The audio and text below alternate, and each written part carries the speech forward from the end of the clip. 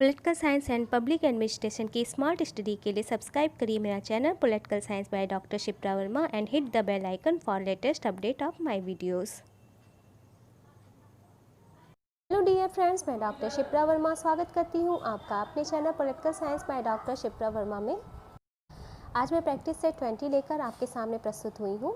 इस practice set में हम प्रैक्टिस करेंगे भारत में राजनीतिक संस्थाएं यानी पॉलिटिकल इंस्टीट्यूशन इन इंडिया से रिलेटेड मोस्ट इम्पॉर्टेंट MCQs की, जो कि एग्ज़ाम में बार बार पूछे जाते हैं। ऐसे प्रश्नों की हम प्रैक्टिस करेंगे, तो अंत तक वीडियो में बने रहिएगा और पार्टिसिपेट करिएगा, स्कोर कमेंट जरूर से करिएगा। चलिए देखते हैं पहला क्वेश्चन। भारतीय संविधान की प्रस्तावना को किसने कहा है कि यह संविधान की कुंजी या आत्मा है?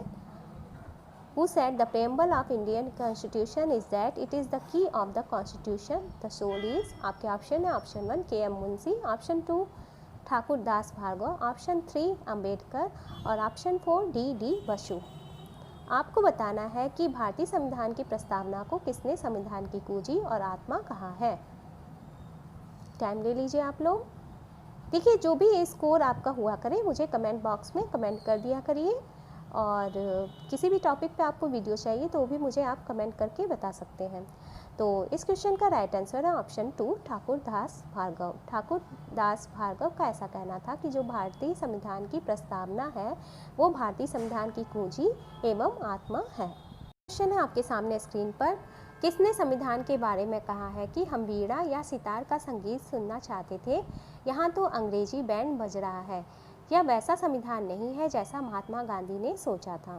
बताइए, संविधान के बारे में यह किसने कहा था? ये कथन किसका है कि हम वीणा या सितार का संगीत सुनना चाहते थे, लेकिन यहाँ तो अंग्रेजी बैंड बज रहा है। यह वैसा संविधान नहीं है जैसा महात्मा गांधी ने सोचा था। आपके ऑप्शन 1 के Hanumanthaiya, option 2 Malvankar, option 3 Morris Jones और ऑप्शन 4 चर्चिल। देखिए, आप लोग वीडियो को पॉज कर लिया करिए। अगर आपको मेरी स्पीड तेज़ लग रही है तो आप लोग वीडियो को पॉज कर सकते हैं। क्वेश्चन को इत्मीनान से पढ़ा करिए, धैर्यपूर्वक पढ़ा करिए और फिर इस क्वेश्चन का राइट आंसर देने की कोशिश करिए। तो इस क्वेश्चन का राइट आंसर है ऑप्शन 1 के हनुमंतैया ने ऐसा कहा था। नंबर 3 है आपके सामने कि संविधान सभा का अंतिम अधिवेशन किस वर्ष हुआ था? In which year was the last session of constituent assembly? आपके ऑप्शन 1 24 जनवरी 1950, ऑप्शन 2 26 जनवरी 1950, ऑप्शन 3 26 नवंबर 1949 और ऑप्शन 4 24 जनवरी 1949। चलिए बताइए कि संविधान सभा का अंतिम अधिवेशन किस वर्ष हुआ था? तो डियर फ्रेंड्स, इस क्वेश्चन का राइट आंसर है ऑप्शन 1 24 जनवरी 1950 को संविधान सभा का लास्ट सेशन हुआ था।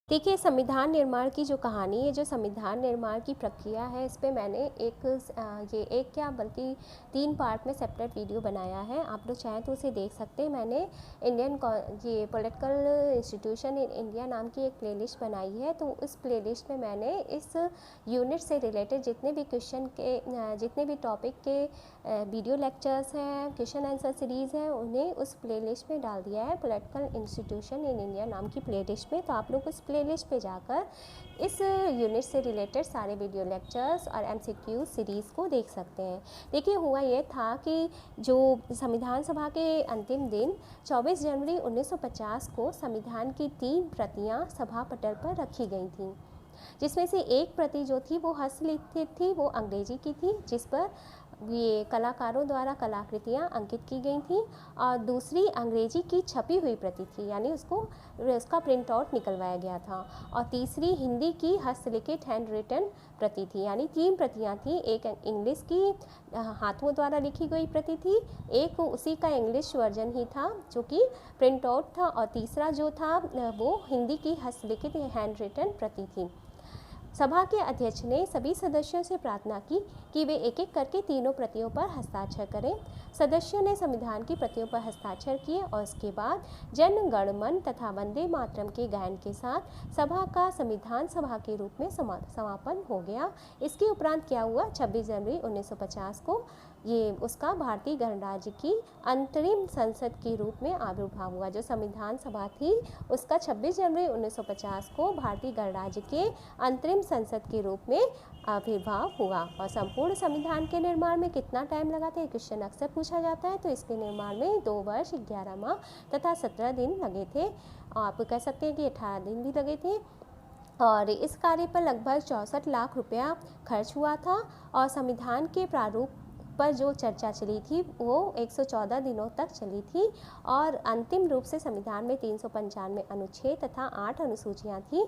और संविधान के कुछ अनुच्छेद 26 नवंबर 1949 के दिन लागू कर दिए गए थे, लेकिन शेष संविधान को 26 जनवरी 1950 को मतलब इस तिथि के ऐतिहासिक महत्व के कारण 26 जनवरी तिथि के ऐतिहासिक महत्व के कारण बाकी अनुच्छेदों को 26 जनवरी 1950 को लागू किया गया था। तो ये था इस क्वेश्चन से रिलेटेड एक्स्ट्रा फैक्ट। ये नेक्स्ट क्वेश्चन में आपसे पूछा जा रहा है सॉरी किसके अनुसार भारतीय संविधान 1935 ईस्वी के अधिनियम की नकल है। According to which Indian constitution is the copying of act 1935। आपके ऑप्शन है, पहला प्रोफेसर श्रीनिवासन, दूसरा डॉक्टर पैली, तीसरा ऑस्टिन और ऑप्शन 4 है पालकी वाला। बताइए इनमें से किस विद्वान ने यह कहा था कि जो इंडियन कॉन्स्टिट्यूशन है वो 1935 एक्ट की कॉपी है।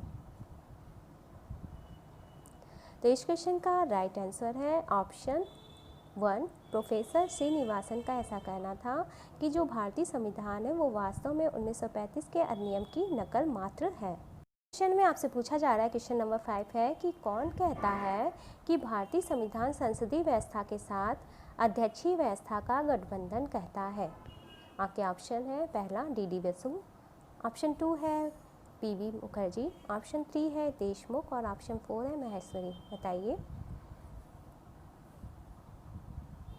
कौन कहता है कि भारतीय संविधान संसदीय व्यवस्था के साथ अध्यक्षीय व्यवस्था का गठबंधन करता है। तो इस क्वेश्चन का राइट आंसर है ऑप्शन नंबर 2 पीवी मुखर्जी का ऐसा कहना था कि जो भारतीय संविधान है वो संसदीय व्यवस्था के साथ अध्यक्षीय व्यवस्था का गठबंधन करता है। क्वेश्चन है, किसने कहा है कि संविधान का 75% जो भाग है वो अनुभव पर आधारित कुछ संशोधनों सहित भारत सरकार अधिनियम से लिया गया है।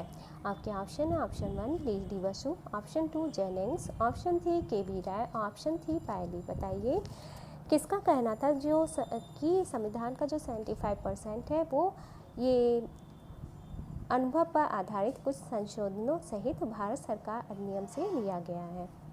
क्या ये डी बसु है, क्या ये जेनिंग्स है, क्या ये के.बी. राय है या क्या ये पायली है। तो इस क्वेश्चन का राइट आंसर है ऑप्शन 1 डी बसु के अनुसार ऐसा मानना था कि इंडियन कॉन्स्टिट्यूशन का 75% जो है वो अनुभव पर आधारित है, जो कि इससे भारत सरकार अधिनियम से ग्रहण किया गया था। क्वेश्चन है, किसके अनुसार भारतीय संविधान सर्वप्रथम मुख्य रूप से एक सामाजिक प्रलेख है।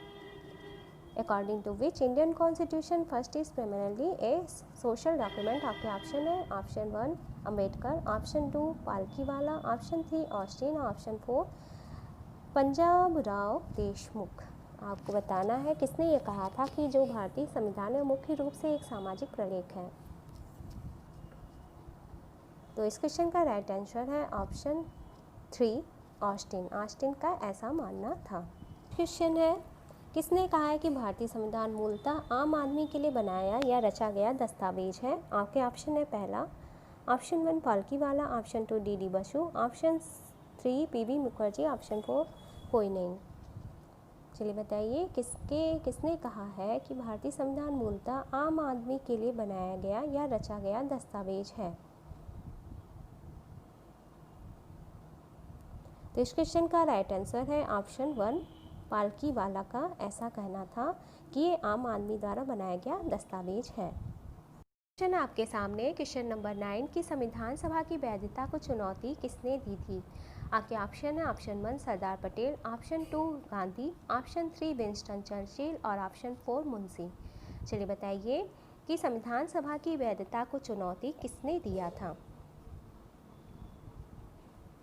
तो इस क्वेश्चन का राइट आंसर है ऑप्शन 3, विंस्टन चर्चिल ने संविधान सभा की वैधता को चुनौती दिया था। देखिए, जो विंस्टन चर्चिल थे वो एक अंग्रेज राजनीतिज्ञ थे और द्वितीय विश्व युद्ध 1940 से 1945 के समय ये इंग्लैंड के प्रधानमंत्री भी थे। इन्हें बहुत अधिक कुशल कूटनीतिज्ञ और प्रखर वक्ता भी कहा जाता था और ये सेना में अधिकारी भी रह चुके थे। साथ ही साथ ये इतिहासकार भी थे, लेखक भी थे और कलाकार भी थे। ये इंग्लैंड के एकमात्र ऐसे प्रधानमंत्री थे जिसे नोबेल पुरस्कार से सम्मानित भी किया गया था। ठीक है, तो इन्होंने ही कहा था, इन्होंने ही संविधान सभा को, भारतीय संविधान सभा को चुनौती दी थी, देते हुए यह कहा था। ठीक है, चलिए देखते हैं नेक्स्ट क्वेश्चन। नेक्स्ट क्वेश्चन है, किसने कहा है कि भारतीय संविधान विश्व में सबसे अधिक लंबा एवं सबसे अधिक ब्यौरेवार संविधान है। आपके ऑप्शन है, पहला डॉक्टर जेनिंग्स, ऑप्शन 2 डॉक्टर पायली, ऑप्शन 3 ग्रेव और ऑप्शन 4 के राव। चलिए बताइए किसने कहा कि भारतीय संविधान विश्व में सबसे अधिक लंबा एवं सबसे अधिक ब्यौरेवार संविधान है। आप लोग चाहें तो वीडियो को पॉज करके क्वेश्चन को इत्मीनान से ढंग से पढ़ लिया करिए, फिर क्वेश्चन का राइट आंसर देने की कोशिश किया करिए। कभी कभी होता है कि हमें क्वेश्चन के आंसर पता रहते हैं लेकिन हम जल्दीबाजी में क्वेश्चन का गलत आंसर दे देते हैं। क्वेश्चन का राइट आंसर है ऑप्शन 1। डॉक्टर जेनिंग्स का यह कथन था कि भारतीय संविधान विश्व का सबसे अधिक लंबा एवं सबसे अधिक ब्यौरेवार संविधान है। नेक्स्ट क्वेश्चन है, किसके अनुसार शायद ही किसी संवैधानिक आलेख में इतने अधिक शब्दों का निरर्थक प्रयोग हुआ है। आपके ऑप्शन है, पहला श्रीनिवास, दूसरा पंजाब राव देशमुख, तीसरा इनमें से कोई नहीं और चौथा पीबी मुखर्जी। चलिए बताइए किसने कहा था कि शायद ही किसी संवैधानिक प्रालेख में इतने अधिक निरर्थक शब्दों का प्रयोग हुआ है। यह किसका कथन था भारतीय संविधान के बारे में, आपको ये बताना है। तो इस क्वेश्चन का राइट आंसर है ऑप्शन 2। पंजाब राव देशमुख का ऐसा कहना था कि भारतीय संविधान एक ऐसा आलेख है जिसमें इतने अधिक निरर्थक शब्दों का प्रयोग करके इसे इतना अधिक विस्तार प्रदान किया गया है। अब प्रैक्टिस सेट का लास्ट क्वेश्चन है आपके सामने, क्वेश्चन नंबर 12। किसने कहा है कि संविधान को संघात्मक के तंग ढांचे में नहीं ढाला गया है। आपके ऑप्शन है, पहला अंबेडकर, ऑप्शन 2 नेहरू, ऑप्शन 3 सरदार पटेल, ऑप्शन 4 गांधी जी। बताइए किसने कहा है कि संविधान को संघात्मक के तंग ढांचे में नहीं ढाला गया है। क्या ये अंबेडकर हैं, क्या ये नेहरू जी हैं, क्या ये सरदार पटेल हैं या फिर गांधी जी हैं। तो आई थिंक इसका आंसर सभी के लिए इजी होगा। तो इस क्वेश्चन का right answer option 1 Ambedkar. Ambedkar ji का ऐसा कहना था कि भारतीय संविधान को संघात्मक के तंग ढांचे में नहीं ढाला गया है। ज़रूरत पड़ने पर इसका स्वरूप संघात्मक से एकात्मक हो। समय एवं परिस्थितियों के अनुसार भारतीय संविधान को संघात्मक ढांचे से परिवर्तित करके एकात्मक रूप भी प्रदान किया जा सकता है। तो डियर फ्रेंड्स, मैंने इस प्रैक्टिस सेट में भारतीय संविधान के बारे में किसने क्या क्या टिप्पणी की थी, इसका ऐसे सारे क्वेश्चन को इस प्रैक्टिस सेट में मैंने समाहित किया है। और भारतीय संविधान की विशेषता हो या भारतीय संविधान की आलोचना हो, ऐसे सारे क्वेश्चन इसमें शामिल हैं। तो आशा करती हूँ आपको आज का प्रैक्टिस सेट पसंद आया होगा और आप लोग अपना स्कोर कमेंट बॉक्स में ज़रूर से शेयर करेंगे मेरे साथ। अगर आपको ये प्रैक्टिस सेट पसंद आ रहा है और इसके पहले के सभी प्रैक्टिस सेट आप देखना चाहते हैं तो मैंने अपने चैनल पे अलग अलग प्लेलिस्ट, अलग अलग यूनिट से रिलेटेड प्लेलिस्ट क्रिएट कर दी है।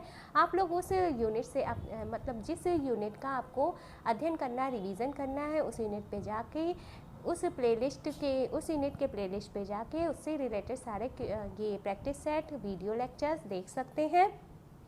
ये वीडियो लेक्चर या प्रैक्टिस सेट आपको पसंद आया है तो इसे अपनी तरह net JRF, school lecturer, PGT exam, DSSB PGT exam, PhD entrance exam की तैयारी करने वाले स्टूडेंट्स में शेयर कर दीजिएगा, बिकॉज शेयरिंग इज़ केयरिंग।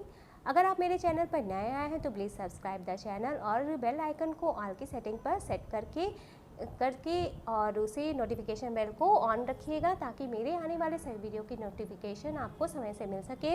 इस वीडियो को अधिक से अधिक लाइक करके मुझे मोटिवेट जरूर से करिएगा। तो इसी तरह के अन्य प्रैक्टिस सेट के साथ आपके सामने फिर से प्रस्तुत होंगी। तब तक के लिए बाय, टेक केयर।